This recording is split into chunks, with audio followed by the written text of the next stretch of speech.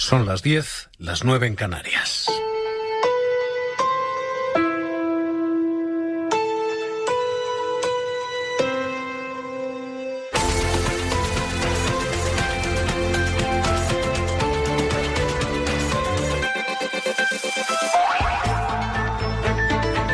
Los rebrotes empiezan a preocupar. De momento, los contagios por COVID en los últimos 3 días se están disparando a niveles que no veíamos desde tiempos del confinamiento. En concreto, estamos en 390 contagios en las últimas 24 horas. Es el máximo de los últimos 2 meses, con Aragón multiplicando el número de contagios por 5 en los últimos 3 días. Madrid triplicando su número de contagios y Cataluña duplicando su número de contagios. Barcelona ha multiplicado un 200% esa tasa de contagios, así que Barcelona ahora mismo es capital de la preocupación, hasta el punto que la alcaldesa Ada Colau decía: no se puede descartar algún confinamiento, algún paso atrás. Es obvio que si se están tomando medidas en el Hospitalet, también tenemos que contemplar que se puedan tomar en Barcelona y en toda el área metropolitana, porque, insisto, somos continuum urbano. Por lo tanto, es posible que alguna medida sea para hacer algún paso atrás que nos permita avanzar y controlar los contagios. La situación no es preocupante en cuanto a número en sí, 390 es el caso de contagios total, pero sí en cuanto a ritmos, porque las cifras son muy gruesas en Aragón, 400% de incremento esta semana, en Cataluña 116% de incremento esta semana, o en Madrid 230% de incremento esta semana. Así que los ritmos de aumento empiezan a dar cierto vértigo. Mariola Lourido, estos son los últimos datos del Ministerio de Sanidad. ¿Qué tal? Muy buenas noches. Buenas noches, Javier. Desde que terminó el estado de alarma el 21 de junio, el número de casos ha aumentado en 11.222. Es una media de 430 cada día, según refleja la estadística oficial de Sanidad. La progresión de positivos en los últimos días es muy inquietante. Ha crecido un 50% en 24 horas.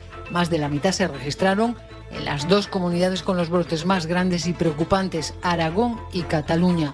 Los contagiados en los últimos 7 días vuelven a subir 4.500, una cifra que dobla a la de la semana pasada. 2.400 de ellos solo en Cataluña. Desde Sanidad insisten en que el 70% de los diagnosticados son asintomáticos y leves, porque afecta a gente joven y sana. Y hay que tener en cuenta también que aunque las hospitalizaciones y los ingresos en UCI han repuntado ligeramente, se mantienen en niveles bajos. Esa es la diferencia principal con los meses pasados más duros de la pandemia. Entonces, todos los casos confirmados eran graves y colapsaron los hospitales. Y a la cifra de víctimas mortales confirmadas con PCR se suman hoy 4 fallecidos más y alcanzan en total 28.413.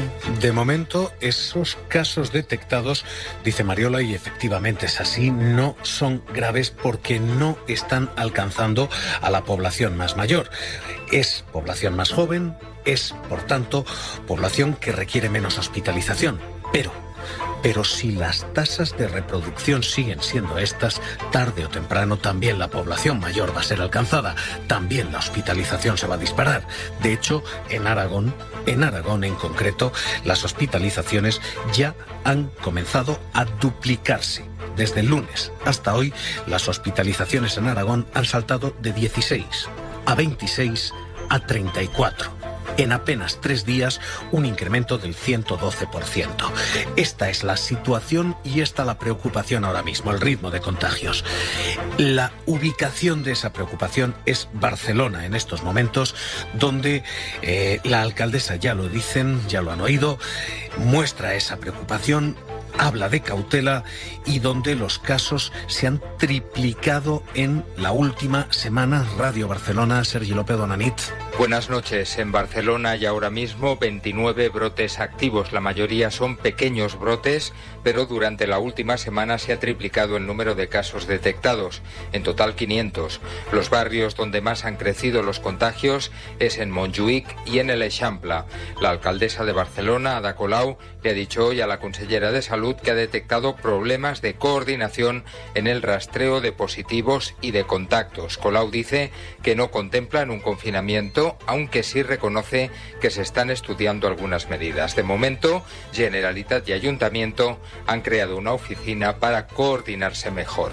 Hoy la alcaldesa estaba en Ser Catalunya con Frederic Vincent y Ada Colau decía: faltan rastreadores, se han ofrecido y la Generalitat no los ha querido, pero falta esa primera línea de defensa, la de los rastreadores y la atención primaria. De momento, la Generalitat ha dicho que no consideraba necesario aceptar esa propuesta, ese ofrecimiento que hacemos de más rastreadores. Nosotros mantenemos el ofrecimiento para cuando sea conveniente o necesario. Y hoy Cataluña ha volcado todos los datos de los que dispone. Lo que les acabamos de contar y este triplicar casos en apenas una semana son los datos que corresponden a la serie del Ministerio de Sanidad. La Generalitat ha presentado su serie propia, sus cifras propias, y hablan de casi 1.000 casos, eso sí, con un horizonte temporal distinto, casi 1.000 casos notificados. Mónica Peinado, ¿qué tal? Buenas noches. La Generalitat ha comunicado hoy que desde el inicio de la pandemia en Cataluña se han detectado un total de 78.302 positivos y eso significa que de golpe ha sumado 938 casos más. Pero eso no quiere decir que de un día para otro haya habido 1 millar de contagios nuevos, porque esta cifra incluye los positivos de pruebas PCR recientes, pero también test de personas que en algún momento han pasado la enfermedad, quizá hace ya semanas, pero que se han hecho el análisis serológico ahora. Por eso la cifra de positivos que da Cataluña hoy es más del doble de la que contabiliza el Ministerio de Sanidad para toda España. Si miramos solo los positivos confirmados ayer por una PCR, las cifras de la Generalitat y el Ministerio sí que cuadran. Son cerca de un centenar en Cataluña. Hay que tener en cuenta, eso sí, que esta cifra mañana habrá crecido porque hay decenas de resultados que llegan con retraso. ¿Hay preocupación médica? Lo vamos a preguntar enseguida. Vamos a escuchar enseguida a las autoridades sanitarias, pero ahora mismo esa es la clave y esa es la gran pregunta. ¿Se está yendo de las manos de nuevo el coronavirus? La pregunta médica es extraordinariamente pertinente cuando la respuesta política es absolutamente inexistente. Hoy Pedro Sánchez llegaba a decir que esto es una gran noticia. El que haya rebrotes no tiene por qué ser una negativa noticia, porque lo que está demostrando es que tenemos un sistema de salud que ya está mucho mejor preparado para poder hacer frente a estos rebrotes. 10 y 7, 9 y 7 en Canarias, la tasa de rebrotes se dispara, estamos ante la cifra más alta desde mayo, desde el confinamiento. Javier Ruiz. En la cadena SER, hora 25. Esther Palomera, ¿qué tal? Muy buenas noches. Muy buenas noches, Javier. Enrique Juliana, ¿qué tal? Muy buenas noches. Muy buenas noches. Ignacio Ruiz Jarabo, ¿qué tal? Muy buenas noches. Buenas noches, Javier. Bueno, a los tres os pregunto lo primero esto. Tenemos cifras de, en fin, cierto vértigo. Las más altas desde mayo, estamos diciendo. Más preocupante que la cifra parece la tasa de reproducción. Se nos ha vuelto a escapar esto. Juliana. Bueno, a ver, yo creo que acabo de oír estas declaraciones del presidente del gobierno y ya estaba preocupado durante todo el día y lo estoy un poquito más, ¿no? Es decir, pienso que no se puede minimizar en absoluto los rebrotes y sus posibles consecuencias porque estamos en agosto, pero luego estaremos en septiembre y luego vendrá octubre, y en octubre las cosas pueden ser también complicadas y entonces en octubre el país ya no estará de vacaciones y habrá necesidad de que haya más actividad económica, que lo que se ha parado en primavera funcione a pleno rendimiento, y estaremos en medio de unos combates políticos de mil demonios. Por lo tanto, sin ser alarmistas, hay motivos para estar preocupados, ¿no? Palomera, y en segundo lugar, en lo que se refiere a Cataluña, me preocupa una cosa especialmente, que es la desunión política, el hecho de que el gobierno de la Generalitat no haya aceptado la ayuda que le brindaba el Ministerio de Sanidad, o incluso la ayuda que le ofrecía esta mañana la alcaldía de Barcelona. Me parece bastante insólito y sumamente preocupante. Palomera, os pido una primera impresión, porque vamos a preguntar enseguida a quienes son responsables sanitarios, pero primera impresión. Palomera, ¿se nos ha ido esto de las manos otra vez? A ver, yo creo que la preocupación social es máxima, y quiero creer que la preocupación política también lo es, porque los datos, sinceramente, no son nada tranquilizadores. Desde mi punto de vista, fuimos demasiado rápido. Creo que hubo demasiadas presiones, tanto económicas como políticas, para levantar el estado de alarma. Ahora se está demostrando que ese estado de alarma era necesario, y que una vez que la gestión de la pandemia está en manos de las comunidades autónomas, cada uno decide cuáles son las medidas a adoptar ante sus posibles rebrotes, ¿no? Y esto convierte un poco en caótica la gestión de la pandemia. Ahora bien, es verdad que el último escenario que contempla en este momento el gobierno es el de volver a declarar un nuevo estado de alarma. Pero, por resumir, creo que fuimos demasiado rápido, y creo que se antepusieron los criterios económicos y los criterios políticos a los criterios sanitarios. Ignacio Ruiz Jarabo.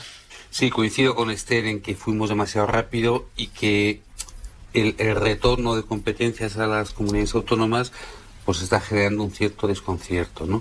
Yo creo que Pedro Sánchez acierta cuando dice que estamos más preparados que antes, claro que sí, pero sin embargo no se entiende la alegría porque se hayan producido los rebrotes. Hombre, no, yo creo que esa parte de su intervención ha sido buena.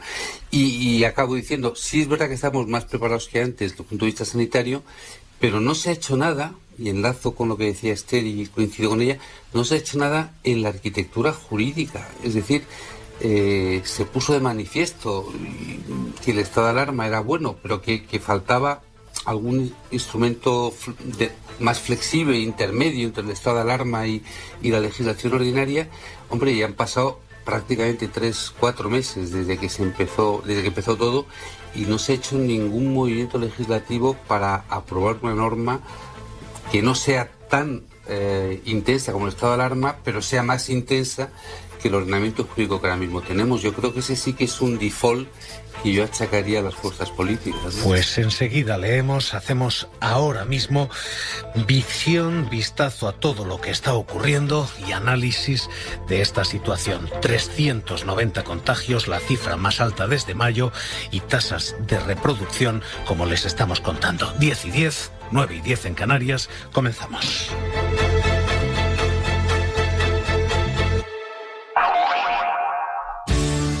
Buenas noches. En el sorteo del cupón diario celebrado hoy, el número premiado ha sido 16.170. Asimismo, el número de serie correspondiente a la paga, premiado con 3.000 euros al mes durante 25 años, ha sido 20. Mañana, como cada día, habrá un vendedor muy cerca de ti repartiendo ilusión. Buenas noches. Y recuerda, con los sorteos de la 11, la ilusión se cumple. Disneyland París reabre sus puertas el 15 de julio. Y esperamos verte pronto. Porque es con tu... pero también tu... y por supuesto tu... y sin olvidar el... con lo que hacemos nuestra magia. La magia comienza contigo. Reserva el nuevo paquete mágico, flexible y con grandes ventajas. Ven a Disneyland París con Viajes El Corte Inglés, volando con Iberia.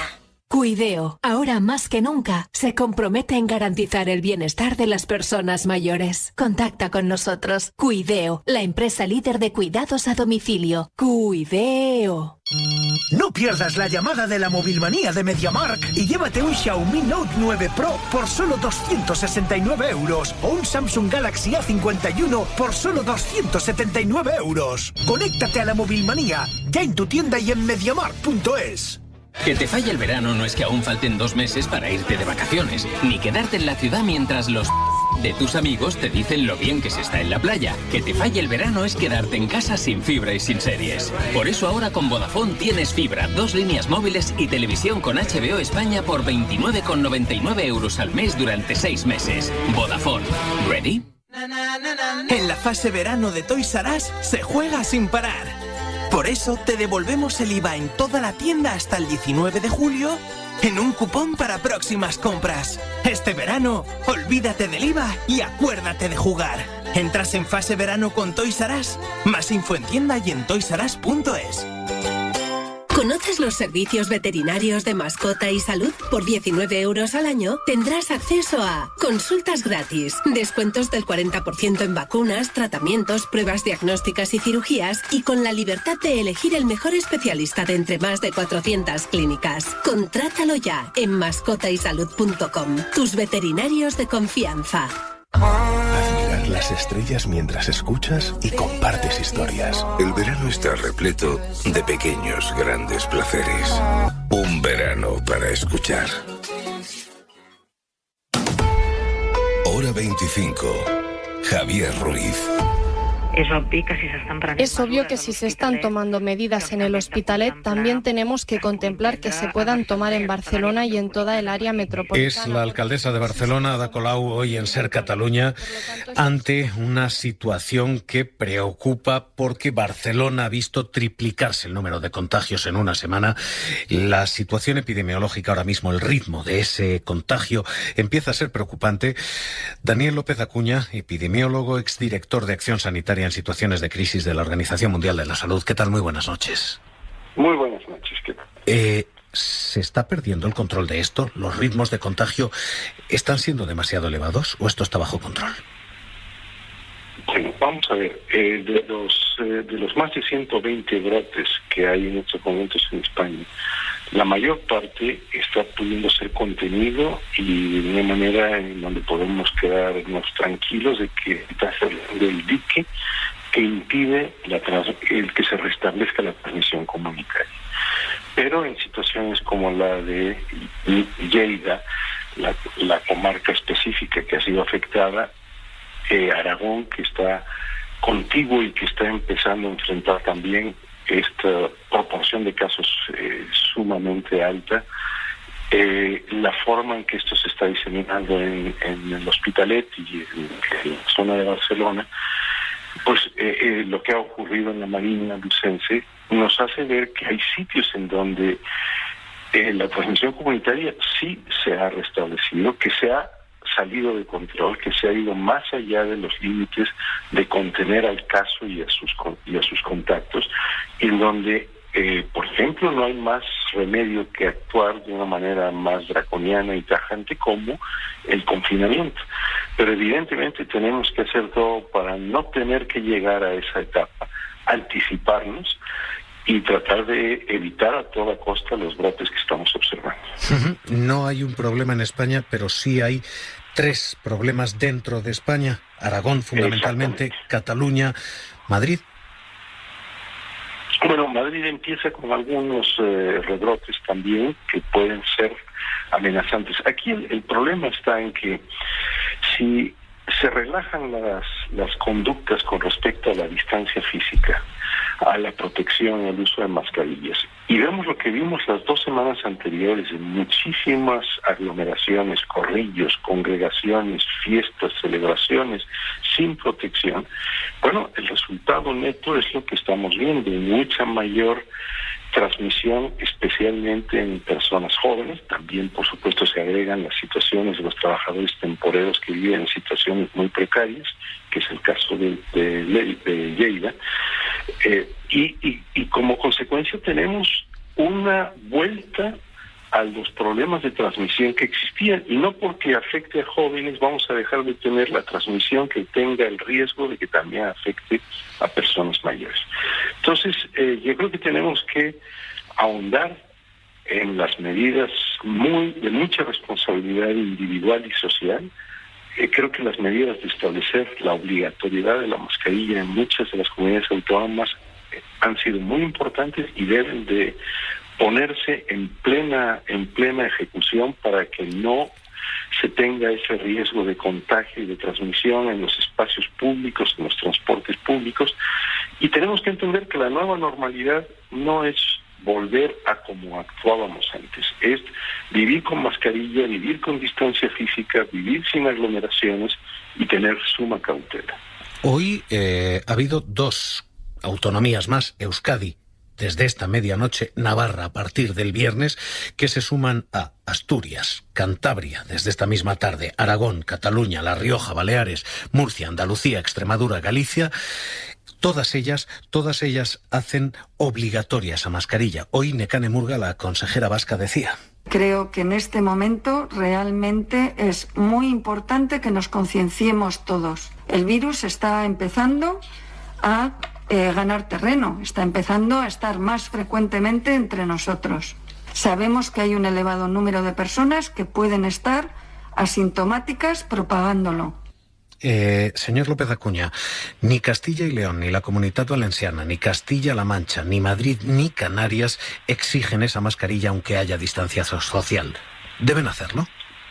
Yo pienso que deben hacerlo. Yo, si fuera responsable sanitario o máximo en cualquiera de esas comunidades, apostaría al uso obligatorio de la mascarilla. Yo creo que este es un momento en donde esa medida debe ser puesta en marcha en todo el territorio. El hecho de que hoy tengamos decisiones que son tomadas por las comunidades autónomas no debe hacernos ir a una atomización de las medidas que son críticas para la sanidad pública de todo el territorio. Y yo considero que la medida debería de ser instrumentada muy pronto. El virus está circulando y tenemos que protegernos ante eso con conductas responsables y con protección. Hay una clave en la franja de edad contagiada ahora mismo. Es franja joven, así que lo que no hay es mucho contagio, sí, pero poca hospitalización. Salvo en Aragón. En Aragón los contagios y las hospitalizaciones han corrido paralelas. Las hospitalizaciones el lunes eran 16, el martes ya eran 26, hoy ya son 34. La tasa de hospitalizaciones en 3 días ha subido un 112%. ¿Es señal de que el virus no lo contienen los jóvenes? ¿Está empezando a alcanzar a tramos de población más adultos, más expuestos? Claro, es que el virus no se detiene en los jóvenes. Lo que estamos viendo es, por decirlo de alguna manera, un fenómeno de círculos concéntricos. El primer círculo es el de los jóvenes que se han contagiado por contactos proximales y por eso vemos tantos casos en jóvenes, muchos de ellos asintomáticos. El gran problema es que los jóvenes asintomáticos sí transmiten la enfermedad. Y entonces vamos a seguir viendo segundos círculos concéntricos donde se extiende la transmisión y no logremos frenar los brotes, en donde tendremos afectación de personas mayores y ahí sí que podemos tener más hospitalizaciones, más uso de unidades de cuidados intensivos. Recordemos que siempre lo que vemos hoy es un resultado que se ha estado haciendo durante las últimas 2 semanas, no solo el día anterior. Entonces, todavía tenemos cosas por ver y por eso es tan importante atajar la transmisión, establecer un dique y como consecuencia de eso frenar la posibilidad de que los repuntes o los rebrotes nos den una transmisión comunitaria. Pues Daniel López Acuña, epidemiólogo, exdirector de Acción Sanitaria en Situaciones de Crisis de la Organización Mundial de la Salud, gracias por estar esta noche aquí en La SER. Un abrazo. Encantado, un abrazo. Hoy Ada Colau, planteaba antes Juliana, hoy Ada Colau decía, hemos llegado a ofrecer pero no se ha querido aceptar. Hay rastreadores que no están siendo aceptados, faltan medios, falta atención primaria. De momento, la Generalitat ha dicho que no consideraba necesario aceptar esa propuesta, ese ofrecimiento que hacemos de más rastreadores. Nosotros mantenemos el ofrecimiento para cuando sea conveniente o necesario. Juliana, te cortaba antes y te pregunto ahora. ¿Hay zancadillas políticas, además de todo lo que tenemos como preocupación sanitaria? ¿Hay juego, hay regate en corto en lo político? Hay desorden político que forma parte de un cuadro general español que tiene síntomas agudos en Cataluña por las razones que conocemos todos y que básicamente son unas. Cataluña está en estos momentos en periodo preelectoral. Todo el mundo sabe que habrá elecciones en Cataluña en otoño, si es que en otoño estamos en condiciones de desarrollar una vida normal, ¿no? Entonces, lo que está ocurriendo es que, a mi modo de ver, de una forma bastante desgraciada, la tensión política prima, ¿no? Y claro, aquí estamos ante un problema, y es que ya lo hemos discutido hasta la saciedad durante meses, pero salimos de una experiencia muy dura en todo el país. Lo hemos vivido, la hemos denunciado, nos hemos quejado, nos hemos irritado, nos hemos indignado, incluso cuando veíamos en determinados momentos cómo los combates políticos a corto plazo, a muy corto, primaban sobre las decisiones de fondo. Esto ha sido la tónica general durante meses, ¿no? Uh-huh. Entonces, claro, verla ahora reproducida de nuevo, cuando el país había casi respirado un poco con alivio, pues es muy... la desazón es muy grande. Yo os puedo asegurar que en estos momentos en la sociedad catalana la desazón es muy grande, porque habíamos salido de una situación muy crítica. Parecía que se podía respirar un poco, la situación vuelve a complicarse, hay señales, indicios de que puede incluso perderse el control de la situación, esperemos que no, pero hay algunas señales que lo indican, y ante ello la respuesta política no es una respuesta robusta, no lo es. Es una respuesta en la que sigue primando, y todo el mundo lo sabe leer, porque ya todo el mundo ha aprendido a leer políticamente en este país, pues todo el mundo está leyendo la inminencia de las elecciones, y esto llega un momento que clama al cielo. Esther, Ignacio. Sí, fíjate que las elecciones es la fiesta de la democracia, ¿no? Y sin embargo, ¿qué mal hacen en muchas ocasiones y sobre muchos temas las elecciones, ¿no? Iba a decir que es la fiesta después. Claro, antes no tanto. Quiero decir que sabemos que en el momento previo a las elecciones, bueno, pues los gobernantes se olvidan de gobernar, la oposición pasa a ser más demagógica que nunca, es decir, claramente se distorsiona el movimiento de cada uno, ¿no? El periodo preelectoral. Ese día hay una fiesta, efectivamente, pero bueno, y después de las elecciones pues son los llantos y las lamentaciones de casi todos, ¿no? Menos del que ha ganado, pues de casi todos, ¿no? Entonces, qué contradicción, que siendo... Y está viendo esa deslealtad, está viendo aquí ese regate en corto de jugar diciendo aquí gobierno yo, por encima de aquí se cuida a todo el mundo. Yo creo que sí, yo creo que lamentablemente en la política actual, cuando menos en la española, es muy común el regate en corto y el jugar efectivamente con luces cortas, ¿no? Seguramente unos más que otros, pero yo sí que creo que en la política española faltan pues perspectiva de plazos más dilatados y un poco sentido más histórico de lo que es el debate político y la acción política en todas las partes, uh-huh. Es decir, probablemente hombre, más unos que otros. No sé si a tenor de los resultados que hubo el pasado domingo en Euskadi y en Galicia, algunos pueden decir que su estrategia política ha sido acertada. Por lo tanto, vamos a creer que se va a reconsiderar la posición política de quienes pues han jugado efectivamente al regate corto, a tensar la política y a exagerar determinadas posiciones políticas, ¿no? Yo quiero creer que puede ser así, no lo sé, no estoy demasiado segura, pero vamos a confiar en ello. Dicho esto, y volviendo a la situación epidemiológica, yo he echado en falta en muchas de las concentraciones masivas que hemos visto, pues para celebrar acontecimientos deportivos o botellones, la intervención de las fuerzas y cuerpos de seguridad del Estado. Y aquí incluyo también a las policías locales y las policías autonómicas. Es decir, está muy bien llamar a la responsabilidad individual, a recordar permanentemente que la gente tiene que ponerse la mascarilla, mantener la distancia social y extremar la higiene.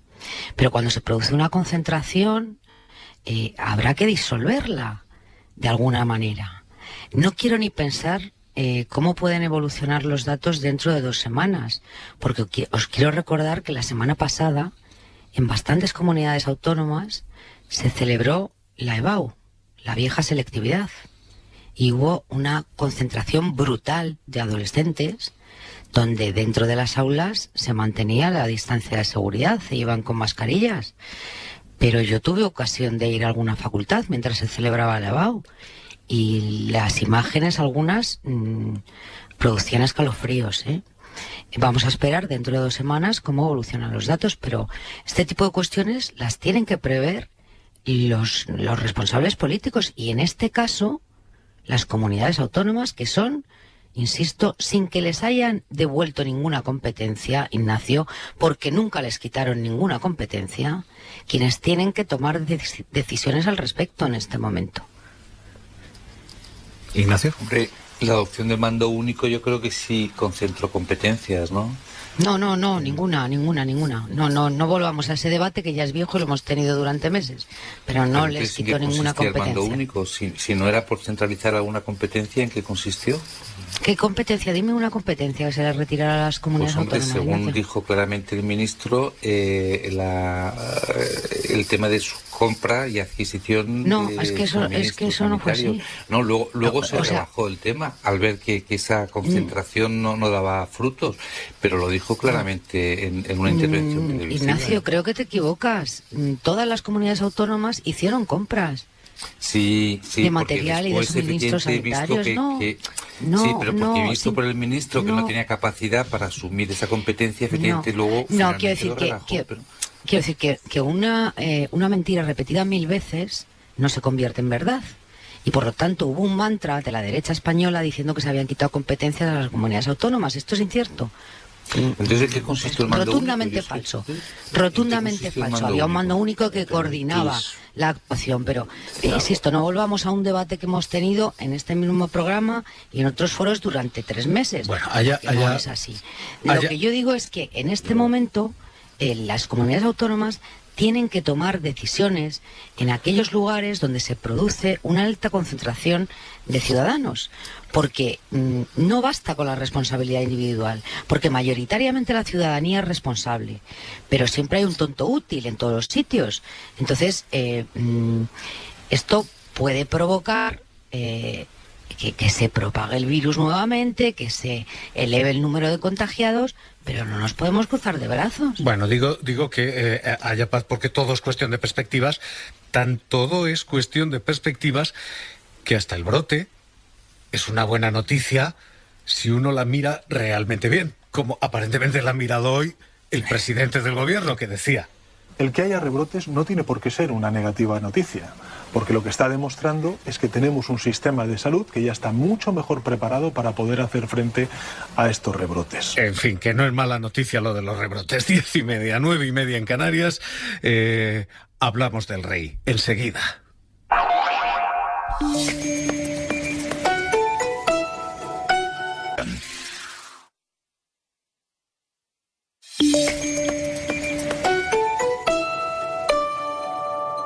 Hora 25 con Javier Ruiz.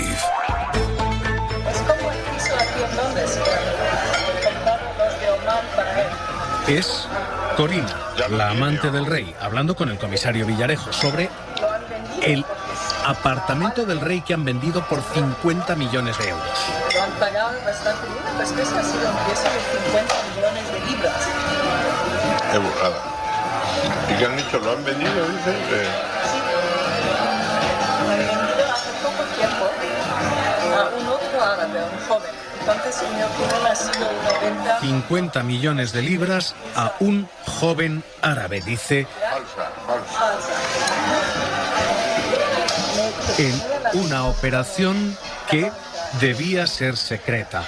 Esto es lo que utiliza Corina para exculparse, porque a partir de aquí ella dice...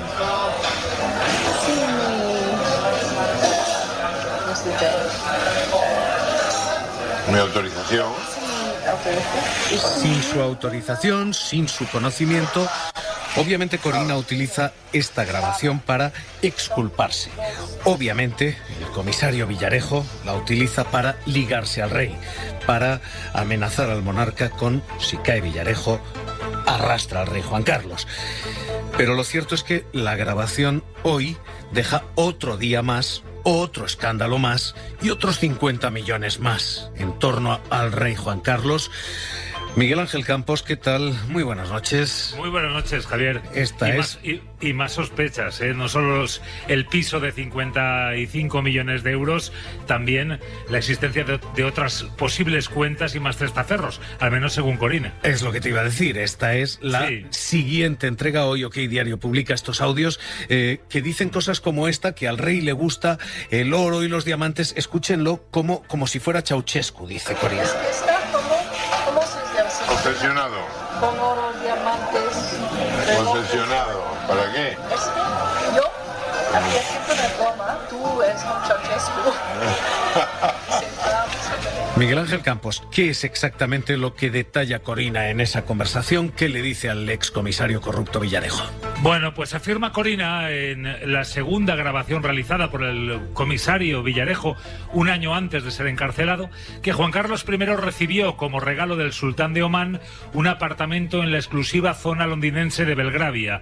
La vivienda estaba valorada en unos 55 millones de euros, como decías, y finalmente el rey la vendió porque Corina se negó a figurar como propietaria ficticia del inmueble, según la conversación difundida por el digital OK Diario. La princesa alemana confesó además a Villarejo que esa venta, supuestamente a otro árabe, dice la examante del emérito, fue falsa.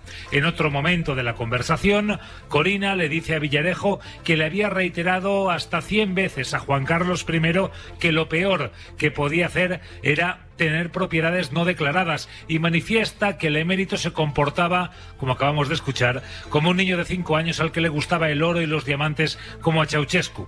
Además, Corina afirma que el verdadero testaferro del rey era su primo, Álvaro de Orleans, que esconde en Mónaco, dice, más cuentas y dinero del emérito. Campos, todo esto es evidente que tiene un objetivo por parte de Villarejo. Digo que vamos a leer enseguida al rey, pero que tiene un objetivo por parte de Villarejo, un objetivo que de momento no es objetivo cumplido, porque la Audiencia Nacional se lo lleva por delante. La operación Tándem lo va a sentar en el banquillo. Sí, así es, lo va a sentar por otras dos piezas distintas. El juez de la Audiencia Nacional, que instruye la causa, Manuel García Castellón, ha acordado la apertura de juicio oral de las dos primeras piezas del caso Villarejo, denominadas Ayron y Pintor, de las más de 20 ya, Javier, en las que se divide el procedimiento. En el caso de la pieza Ayron, el instructor envía a juicio a Villarejo y a otras 13 personas por delitos de cohecho, tráfico de influencias, descubrimiento o revelación de secretos, entre otros, así como la mercantil Herrero y Asociados como persona jurídica. En esta causa se ha investigado a Villarejo y a su socio Redondo a raíz de haber sido contratados por el despacho de abogados Herrero y Asociados para investigar a antiguos socios y empleados que constituyeron un nuevo bufete. Respecto a la pieza Pintor, el juez ha acordado abrir juicio oral contra Villarejo, Redondo, al marido de la periodista Ana Rosa Quintana, Juan Muñoz, así como al hermano de Fernando, y otras 10 personas por delitos de descubrimiento y revelación de secretos y extorsión en grado de conspiración. Esta pieza se ha centrado en la contratación que realizaron los hermanos Muñoz a principios de 2017 de los servicios de Villarejo para conseguir información de un ex socio y de su entonces abogado con el fin de reclamar una deuda pendiente en Hacienda. Campos, hasta luego. Buenas tardes, o buenas noches, mejor dicho. Adiós. Hasta luego, buenas noches ya. Todo esto, digo, es otro día, otro escándalo, otro más de unas cuentas del rey que hoy tienen segunda entrega. El Confidencial publica hoy literalmente lo que es vivir de rentas. El monarca tenía tanto dinero en esa cuenta, 65 millones de euros, y son tan rentables que le permitían, simplemente con los intereses que devengaban, gastar 8.500 euros al día. Esto es las rentas de esa fortuna que nunca bajó. Esa cuenta nunca perdió el saldo de 60 millones de euros. Esas cuentas y esos movimientos, Sira Valdés, dejan rentabilidades realmente reales. Sí, esa cuenta nunca bajó de los 60 millones de euros, como decías, pese a retirar más de 3 al año. Esos 60 millones le daban una rentabilidad de 5 más cada año, y es que el rendimiento que le daba su cuenta era del 7,7%. Esta es una tasa muy superior a la que se ofrece habitualmente, porque una cuenta de ahorros o cualquier fondo sin riesgo ofrece ahora mismo una rentabilidad en el entorno del 0,05%. Así que esos 5 millones de euros anuales de intereses servían al monarca para gastar más de 3 millones de euros anuales, unos 8.500 diarios, como decías, y aún tenía casi otros 2 para engrosar sus ahorros. Poco preocupa ya el comisario Villarejo, pero quiero preguntaros el valor de todo esto para el rey, porque ayer el gobierno parecía sugerir que la Casa Real va a tomar una decisión, un paso adelante. Ayer nos decía Zarzalejos, hay 2 escenarios que se están manejando. 1, que se vaya a vivir a una casa privada. 2, que se le retire el título de rey. ¿Suficiente? ¿Esa puede ser la solución a todo este goteo de escándalos diario? Señores. No. A ver, lo de la casa privada, a mí me da igual donde viva el rey, porque va a vivir en principio con el dinero de todos nuestros impuestos, más todo lo que ha acumulado supuestamente de forma ilícita. Por lo tanto, me da igual donde viva. Creo que lo de la retirada del título del rey implica algo más. Implica retirarle el tratamiento y los honores de ex jefe de Estado, que se incluyeron en los mismos términos que los de las infantas, las hijas de los reyes, Leonor y no me acuerdo cómo se llama la otra. Sofía. Y Sofía. Por lo tanto, eso ya son palabras mayores, pero según sostienen desde el gobierno, esa es una decisión que le compete única y exclusivamente al rey, y que efectivamente se están barajando varios escenarios.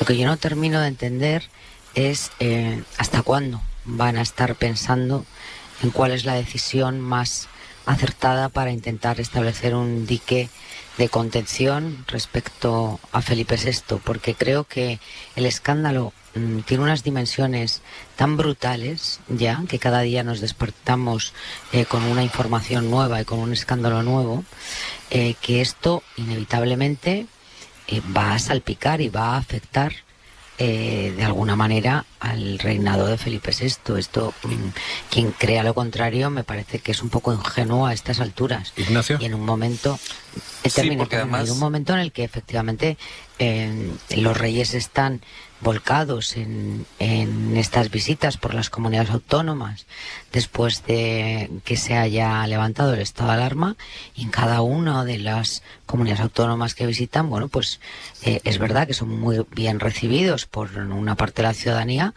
pero están viendo que se producen sucesivas protestas allá por donde pasan, ¿no? Ignacio, tú has estado en la agencia tributaria. Permíteme que te pregunte, porque primero, traer 300.000 euros y no declararlo al SEPLAC, esto es altamente irregular. Segundo, transportar más de 100.000 euros en territorio nacional y no declararlo al SEPLAC es altamente irregular. Pero tercero y sobre todo, ¿en qué se gasta un 8.500 euros al día, 300.000 euros al mes? Sí, bueno, no sé si se lo gastaba. Los cálculos que habéis hecho es que se lo podría gastar, ¿no? decir, que las rentas que tenía... Que retiraba 200, 300.000 euros al mes, en fin, yo sigo sin alcanzar de verdad la cantidad de gasto que es esto. Es posible. Pero bueno, vamos a ver, sustituye, si me permites, el término irregularidad que has dicho respecto a dos conductas por ilegalidad. Irregularidad es más suave, no, claramente eran conductas ilegales, ¿no? Y respecto a la venta del piso de Londres, fíjate qué pena por unos días, ¿no? El beneficio, la ganancia patrimonial la obtuvo en el 2015. Tendría que haberlo declarado en la declaración de renta de 2016. Prescribe en el 2020, ha prescrito hace unos días. Está la posibilidad de obligarle a pagar por la ganancia patrimonial que no declaró con toda seguridad en 2016, ha prescrito hace unos días. Sin embargo, y volvemos a los 720, esto en el 2015 ya había abdicado. Por tanto, tenía que haber presentado, no le vale la inviolabilidad. Y si no ha cumplido, que seguro que no, con su declaración de declararlo en el 720, esta obligación no prescribe, porque se diseñó así cuando se hizo la norma. Es imprescriptible, por tanto ahí sí que puede la agencia tributaria actuar con contundencia contra este presunto incumplimiento, ¿no? Y luego hay una cosa, el cortesanismo, el nuevo cortesanismo, el otro día dije papanatismo, bueno, pues quizás es más técnico decir cortesanismo que hay en este país, no lo entiendo. Se insiste en que qué cosas ha hecho el actual rey, y se cita entre ellas, tan magníficas para separarse de su padre, y se cita entre ellas el quitarle la asignación económica que tenía. Vamos a recordar cómo es el tema de la asignación presupuestaria de la Casa Real. Se fija todos los años en la Ley de Presupuestos Generales del Estado un importe que va a la Casa Real, un importe fijado, aprobado por los diputados. Y el jefe de la Casa Real disfruta como quiere y reparte entre los miembros de la Casa Real. Disfruta y distribuye ambas cosas como él quiere, aparte de cubrir los gastos de funcionamiento. Por tanto, cuando el actual rey le ha quitado al emérito su asignación, se la ha quedado él. Porque no ha dicho a las Cortes, señores, me sobra esto del presupuesto que ustedes me dieron, que se lo he quitado a mi padre.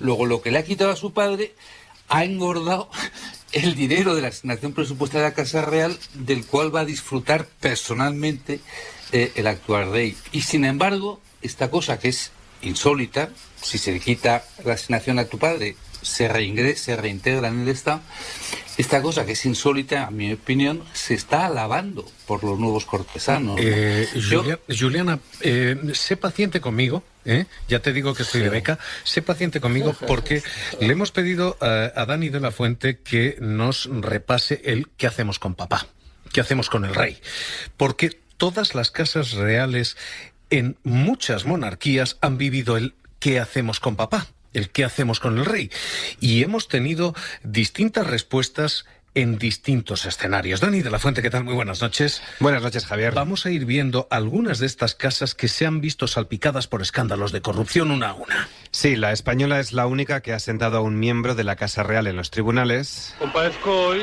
para demostrar mi inocencia, mi honor, mi actividad Pero profesional. casi todas las casas reales europeas se han visto salpicadas. Empezamos por lo último. Hace unas semanas les contábamos que habían detenido a Ghislaine Maxwell, la ex del pederasta Jeffrey Epstein y la mujer que organizaba los encuentros. Una de las víctimas del multimillonario declaraba hace unos días Prince Andrew should be panicking at the moment. que el príncipe Andrew debería sentir pánico porque es probable que confiese con nombres y apellidos todos los que han pasado por esa red de tráfico de menores, entre ellos él. Hace ya más de 10 años que este señor se vio implicado en varios escándalos por sus relaciones con empresarios de negocios muy transparentes. Él, como siempre, despachó las informaciones de estos súbditos periodistas, así los llamaba, con arrogancia, una arrogancia que ha provocado que la reina Isabel II de Inglaterra lo apartara ahora de los deberes públicos de la Casa Real Británica. Vamos a ir corona por corona. Venga, Isabel, reina Isabel, ella misma se vio implicada en un escándalo. ¿Qué se hizo allí? Pues la propia reina invirtió más de 7 millones de dólares en un fondo de las Islas Caimán, según una investigación de 2017, pero sin consecuencias. Simplemente una declaración del Ducado de Lancaster asegurando que toda inversión es auditada y legítima y que la reina pagaba impuestos de forma voluntaria sobre los ingresos que recibía. Hubo escándalo también en Suecia, donde ha estado el presidente Sánchez y donde también allí tienen lo suyo. Sí, a ver si le suena el caso. Un empresario pagó la lujosa luna de miel de la heredera al trono de Victoria de Suecia y de su marido, que fueron acusados de corrupción por un grupo de ciudadanos. Este es Gunnar Shetla, el jefe de la división contra la corrupción de Suecia. En su día explicaba que la Casa Real rechazaba estas acusaciones porque se trataba de un viaje privado y de un regalo de un viejo amigo de la familia real. Bélgica. Lorenzo de Bélgica, el hermano menor del rey Felipe, es conocido por un carácter irascible, arrogante, como Andrés de Inglaterra, pasa por restaurantes, no paga, según publica la prensa británica, todo eso ocurre y además fue acusado de desviar fondos para sufragar reformas privadas de su casa, 175.000 euros sin consecuencias, porque para evitar los tribunales, el gobierno y la Casa Real acordaron que devolviera ese dinero. Sin embargo, también hizo negocios oscuros con Gaddafi o viajó a la República Democrática del Congo en contra del gobierno, que se lo tenía prohibido, así que le han amenazado con retirarle la dotación económica, pero nada de momento. Por cierto, el rey emérito, Alberto II de Bélgica, padre del actual rey Felipe, abdicó en 2013 y este año 2020 ha tenido que reconocer una hija extramatrimonial después de perder su inmunidad y de que le obligara la justicia a someterse a un test de ADN. Con serenidad y con confianza, un par de años antes de abdicar, pronunciaba estas palabras en un discurso de Navidad: ninguna persona está por encima de la ley. Llevamos Reino Unido, Isabel, la reina de Inglaterra, nada. Suecia, absolutamente nada. Bélgica, absolutamente nada. Noruega, el heredero al trono, el príncipe Haakon, puso en alquiler varios pisos sin permiso y sin cumplir las normas de seguridad del país. 11 pisos que le reportaban más de 150.000 euros al año, sin alarma antiincendios. Las autoridades, al descubrirlo, ordenaron que se retirase la gasolina que guardaba en uno de los sótanos y que se instalasen esas alarmas. Tampoco parece una sanción ejemplar. En Holanda, el rey consorte acusado en 1970 de sobornos a la aeronáutica Lockheed por cobrar $1 millón de la época por sus gestiones para que el ejército holandés comprara entonces aviones de caza. No hubo acusaciones judiciales ni imputación, pero sí un escándalo tan grande que la reina Juliana dedicó unas palabras muy sentidas. Decidió abdicar. El Parlamento rechazó esa abdicación, pero sí desposeyó de títulos, de honores y de privilegios a su consorte. Hemos dejado ese último para el final porque es el único que parece haber tenido calado real. Juliana, te dejaba a la espera de todo este repaso de monarquías para preguntarte ¿qué hacemos con papá? ¿Es absolutamente nada como todo lo que hemos visto o sí se va a hacer algo? Bueno, yo creo que sí que se van a tomar decisiones. Pienso que la situación en estos momentos puede que presente la siguiente paradoja, es decir, si en estos momentos la sociedad española no estuviese en vilo por aquello que más le preocupa en estos momentos, que sin duda alguna es la situación sanitaria y la expectativa económica que le acompaña, es decir, la mayoría de la sociedad está pendiente de ver qué pasa en octubre, con qué perspectiva real se regresa de este extraño periodo de vacaciones que ahora empezamos, es decir, qué se puede esperar de los próximos meses, con los consiguientes problemas en empresas, problemas de empleo, en fin, del orden material. Esta es la preocupación central de la sociedad, no perdamos nunca de vista esto. Y esto, paradójicamente, yo creo que está frenando el que haya una mayor virulencia de las críticas, en el sentido siguiente, es decir, no quiero decir con ello que la mayoría de este país esté indiferente a estas noticias, en absoluto, pero cuando una sociedad percibe, como estamos percibiendo actualmente en España, que estamos en una encrucijada muy complicada, porque fijémonos bien, tenemos una crisis sanitaria que no sabemos en qué momento exacto se va a dar por resuelta. Sí, efectivamente, la vacuna, pero todavía no sabemos eso, en qué momento va a aparecer y cuál va a ser su eficacia. Que no sabemos que va a haber una crisis económica, pero no sabemos la profundidad y el alcance. Nos tememos que puede ser muy profunda, pero no sabemos todavía el alcance.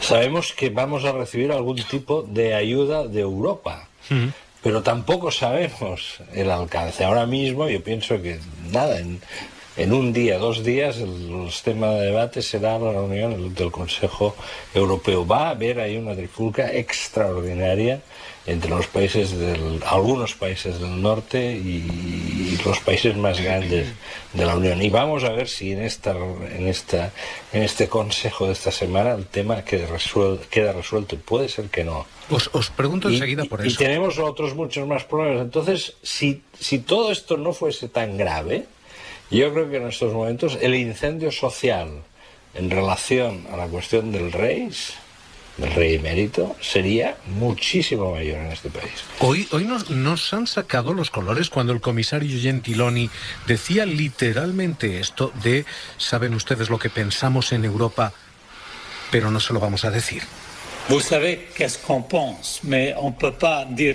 Sabe usted lo que pensamos, pero no podemos decirlo porque no podemos comentar algo completamente vinculado a la situación interna de un país miembro. Lo que pensamos del blanqueo también lo sabe usted, pero no tiene relación con su pregunta, por favor. Esther, Ignacio, Juliana, nos han dicho lo que nos han dicho. Bueno, lo que nos están diciendo es que pongamos la casa en orden. Claramente, me parece que no es muy difícil de entenderlo. Hagan ustedes el puñetero favor de poner la casa en orden. Esto es lo que nos están diciendo. Pero yo llevo haciendo esta pregunta unos cuantos días y es ¿para cuántos de los responsables políticos actuales y anteriores, desde que la democracia es democracia, era ajeno a todo este asunto de Juan Carlos I? Porque me cuesta creer que nadie supiera de esta acumulación de patrimonio ilícito. Me cuesta muchísimo creer que ningún gobierno percibió nada en el entorno de Juan Carlos I, ¿no? Por su forma de vida. Solamente hay que multiplicar la asignación constitucional que cobraba como jefe de Estado y como exjefe de Estado para deducir que en ningún caso podría haber acumulado el patrimonio. Ya no hablo solo de los 65 millones que tenía en Suiza, sino de lo que la revista Forbes publicó hace unos años que había acumulado, ¿no? Entonces, ¿estaremos ante un caso como el de Pujol, por ejemplo? Esther, que todo el mundo sabía y callaba. Te reinterpreto, me estás diciendo que no es un caso rey, sino que es un caso rey y connivencia política. Bueno, yo no sé si hubo connivencia o no. Lo que me pregunto es si esto fue ajeno a todos los gobiernos que ha tenido este país desde la Constitución. Es una pregunta, yo creo, pertinente, ¿no? Sí, totalmente. Muy pertinente. E imagino que, claro, esto no ocurrió de un día para otro. Ignacio, que estaba escuchándote decir sí, desde luego. En el año 2002 creo que fue, Pepe García Abad publicó un libro que se llamaba La soledad del rey. Yo creo que fue el primer documento escrito en el que se decía claramente que el rey cobraba comisiones ilegales por intervenir en ventas, en exportaciones efectivamente de empresas españolas, y que recibía regalos de los príncipes árabes. Lo dice negro sobre blanco Pepe García Abad. Año, insisto, 2002. Evidentemente es no más, hay político. Es más, Ignacio, yo recuerdo en el Parlamento, que ya llevo unos cuantos años en el Congreso de los Diputados, recuerdo preguntas parlamentarias de la izquierda minoritaria y de Esquerra Republicana de Cataluña sobre ese asunto. Jamás se respondieron. Es decir, ningún partido mayoritario de la Cámara se interesó por si había negocios oscuros en torno a la Casa Real. Siempre ha sido una institución absolutamente opaca, muy reticente a las políticas de transparencia. Quiero recordar, por cierto, que en el discurso de coronación de Felipe VI se comprometió efectivamente a abrir las puertas a la transparencia y seguimos igual. Seguimos igual. Ignacio. Por cierto, decía muy brevemente que ya que he citado a Pepe García Abad, querría citar, y no se va a enfadar conmigo, en una comida comentando su libro, él me dio una teoría sociológica o psicológica sobre por qué ese instinto de avaricia de Juan Carlos, ¿no? Del rey Juan Carlos. Y decía que a él le recordaba la película de Lo que el viento se llevó, cuando Escarlata O'Hara, en el monte, con un nabo en la mano, grita mirando al cielo: juro que nunca más pasaré hambre, ¿no? Bueno, pues decía Pepe García Abad que el exilio de nuestro rey emérito no fue lo más boyante, ¿no? No pasó por, no es que lo pasara mal, pero no fue tan boyante como él hubiera querido, sin duda alguna, ¿no? Y que entonces, cuando vuelve a España y consigue el acceso al trono, pues con esa máquina de contar dinero que ha dicho Corina en la mano, debió decir: juro que nunca más volveré a pasar apreturas, ¿no? Vamos, desde luego que no las pasó. Las holguras son tremendas. 65 millones de una, 55 millones de otra. ¿Tú crees que las pasaba, Ignacio? No, ¿Era necesario esto? Sí. No, en términos relativos... No, sin duda, claro que no. Pero hombre, en términos relativos, evidentemente, para ti y para mí, como vivía en el exilio el príncipe, bueno, ni siquiera el príncipe entonces, para ti y para mí sería un lujo. Pero hombre, para cómo había vivido su familia cuando reinaba en España y para cómo ha vivido él después cuando reinaba en España, pues evidentemente fue un periodo transitorio de menos brillante, de menos holgura económica. Hoy comentabais, Juliana, te voy a dar la palabra y cerramos tema rey, pero comentabais connivencia política o no. Ha sido curioso porque hasta ahora gobierno y oposición han estado en una defensa cerrada a la corona, pero desde el principio hasta el fin. Hoy el presidente del gobierno... El rey Juan Carlos, decirle que yo creo que he sido claro en mis declaraciones previas en el Consejo de Ministros, en la sala de prensa de la Moncloa, y tampoco tengo nada más que decir al respecto. Pero hoy, cuando se sugiere qué es lo que han hecho ustedes, ¿ha habido alguien que ha querido mirar para otro lado? Pablo Casado decía: el gobierno está debilitando instituciones del Estado, empezando por la jefatura del Estado, con los ataques del vicepresidente del gobierno al rey y la inédita petición de su abdicación por parte de la vicepresidenta del Congreso. No vamos a tolerar este tipo de ataques a don Felipe VI desde el Partido Popular. Juliana, lectura política. Bueno, es una lectura política compleja porque en realidad ya en el debate de investidura aparecieron dos cosas sustantivas del debate de investidura. Apareció un explícito deseo por parte de la derecha y del centro derecha de alguna manera capitalizar la figura del rey. Es decir, estamos en una fase política en la que el rey puede ser atacado y quienes le vamos a defender somos nosotros. Y en segundo lugar, una proclamación que luego ha tenido recorrido